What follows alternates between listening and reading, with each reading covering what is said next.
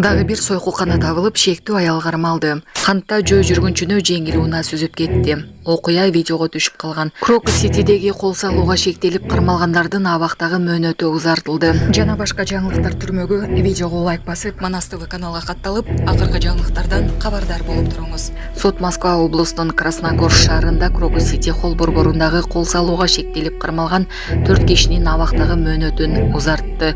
Төртөө аларды кылмышты аткарган деп эсептейт. Соттун токтомуна ылайык Мухаммад Собир Файзов, Фарудин Шамсидин, Далерджон Мирзоев жана Муродал Рачабализода 22 августка чейин абакта калды. Баары Тажикстандын жарандары. Алар сотко абактагы кийимчен, колу буту кишенделип алып келинди. Шектүүлөрдүн бөгөт жарасын караган 4 соттук отурум тергөөнүн купуялуулугу жана коопсуздукту камсыз кылуу үчүн делип жабык өткөнүн Интерфакс жазды. Кийинчерээк сот ушул иш боюнча дагы 4 шектүүнүн Назирамат Лутфулу, Жумахон Курбонов, Якубжон Юсуфзода жана Мухаммад Шарипзоданын абактагы мөөнөтүн узартты. 22 марттын кечинде Москвадан 20 чакырым алыстыкта жайгашкан Красногорск шаарында Крокус-Сити холл борборунун 6000 көрүүчүгө эсептелген концерттик залында отургандарга кол салуу болгон. Кеминде 4 киши автоматчан кирип барып, адамдарды аткан жана өрт койгон видеолор тараган. Бери дегенде 145 адамдын өмүрүн алган кол салууга шек саналып кармалган 10дон ашуун кишинин көбү теги тажикстандык экени аныкталган. Булак Азаттык. Дагы бир сойкулкана табылып, шектүү аял кармалды. Жеке адамдар тарабынан Вибишком интернет сайт аркылуу интимдик кызмат көрсөтүүчү сойкулкана аныкталды. Бул тууралуу УКМК билдирет. 16 майда жүргүзүлгөн ыкча эмизтөө иш-чараларынын жүрүшүндө жаран шектүү катары кармалып, Бишкек шаардык ички иштер башкармалыгынын убактылуу кармоочу жайына киргизилди. Ал сойкулкана уюштуруу боюнча кылмыш ишинин мурда жеткиликтүү болгон материалдарында негизги айыпталуучулардын бири болуп, тергөөдөн жашырынып жүргөн.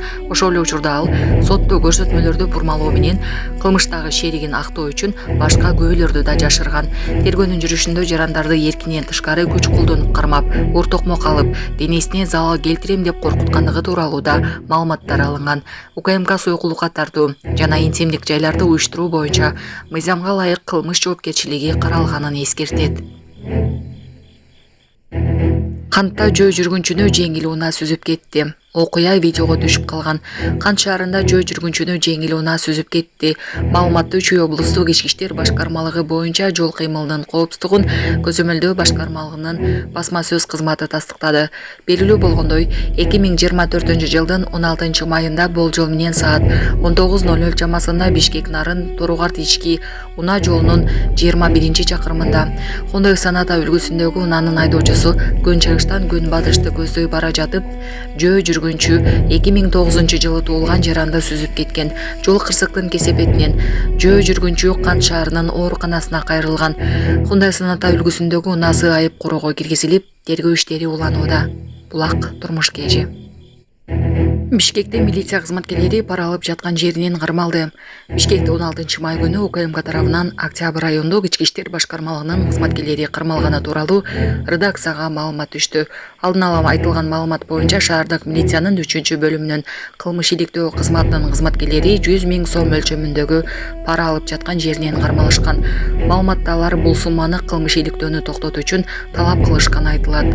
Булак Баракелди.